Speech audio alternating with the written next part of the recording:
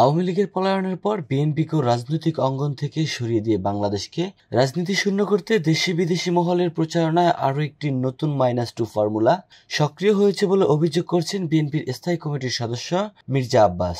ইউএনবিকে দেওয়া এক সাক্ষাৎকারে এই অভিযোগ করেন তিনি। গভীর উদ্বেগ প্রকাশ করে তিনি বলেন, সেন্ট মার্টিন দ্বীপ, খাগড়াছড়ির সাজেক ও নিউ মুরিন কন্টেইনার টার্মিনালকে কেন্দ্র করে অশুভ উদ্দেশ্য সাধনে সচেষ্ট মহলগুলো দেশের সার্বভৌমত্ব ও জাতীয় স্বার্থের বিরুদ্ধে একটি গুরুতর ষড়যন্ত্র লিপ্ত। কিছু রাজনৈতিক দল বিভিন্ন অজুহাতে আসন্ন জাতীয় নির্বাচনকে ভিন্ন খাতে প্রবাহিত করার মাধ্যমে এমন চক্রান্তকারীদের ফাঁদে পা দিচ্ছে।